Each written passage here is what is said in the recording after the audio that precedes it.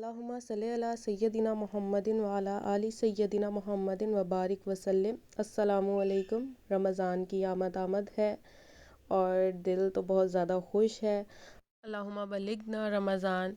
अल्लाह ताला हम सबको रमज़ान की नेमतें समेटने की तौफ़ीक अता फ़रमाए। आज हम लोगों ने बनाए थे चिकन विंग्स। बहुत ही इजी रेसिपी है, आप अफ्तारी में इसे बहुत इजी वे में बना सकते हैं और ये बहुत डिलीशियस बन के रेडी होंगे। तो चलें रेसिपी बनाना शुरू करते हैं। बिस्मिल्लाहिर्रहमानिर्रहीम। सबसे पहले हम ले लेंगे एक बॉल और आधा किलो चिकन विंग्स ले लेंगे। आप इसके अंदर क्वांटिटी अपने अकॉर्डिंग भी कम ज़्यादा कर सकते हैं, कम या ज़्यादा जैसे भी आप बनाना चाहें।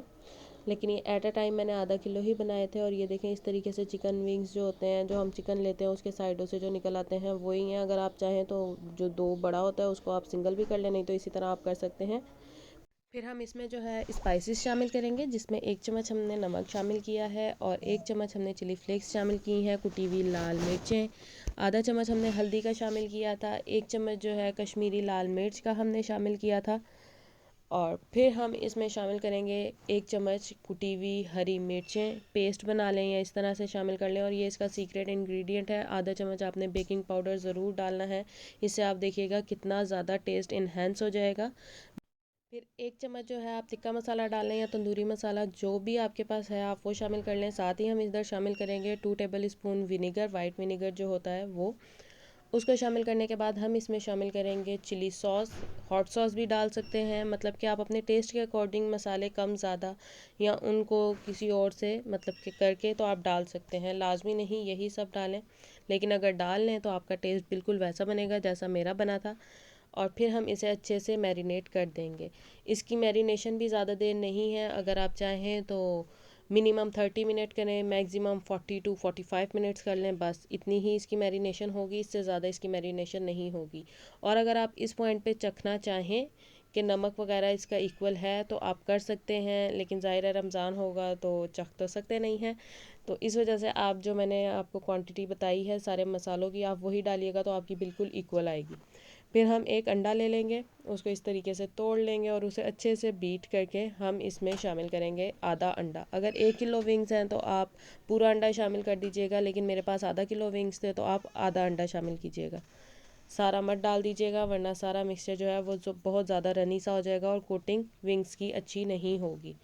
इसे हम अच्छे से मिक्स कर लेंगे और फिर अंडा डालने के बाद हमने इसे रखना है तकरीबन 30 मिनट्स के लिए। तब तक जो है मैंने ग्रीन अनियन आपको दिखाया है, वो उसको लगाना मैं आपको बताऊंगी। पहले की वीडियो में भी मैंने उसी से जो है ग्रीन अनियन जो बन गया था, ऊपर निकल आया था, वो यूज़ किया था।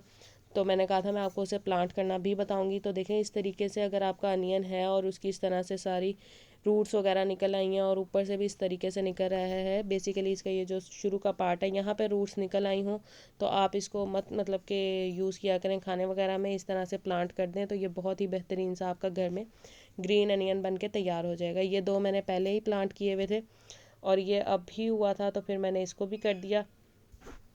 और ये बहुत जल्दी ग्रो करते हैं और बाज़ार की निस्बत तो मतलब अगर आप घर में इस तरीके से कर लें तो बहुत सस्ते पड़ेंगे, क्योंकि बाज़ार से ये थोड़े एक्सपेंसिव ही मिलते हैं। इस तरीके से आपने मिट्टी को हटाना है और इसके अंदर ये इसका ग्रीन पार्ट बाहर रहने देना है और बाकी का प्याज जो है आपने इसमें दबा देना है और इसको पानी देते रहना है जो भी। और ये देखें ये पहले जो मैंने लगाए थे वो भी बड़े हो गए हैं। और ये मेरा प्यारा सा मिट्ठू है, ये भी कह रहा है प्लीज़ चैनल को सब्सक्राइब कर दें, लाइक करें, शेयर करें, कमेंट करें। और रमज़ान आ रहा है तो जितनी हो सके दुआएं करें और कोशिश करें कि नमाज जो है वो तर्जमे के साथ याद करें। जहाँ पे भी हो थोड़ा सा तर्जमा पढ़ लें और सुकून से अपनी इबादत करें। रमज़ान से पहले ही अपने सारे कामों को ख़त्म कर लें ताकि रमज़ान में कोई टेंशन ना हो।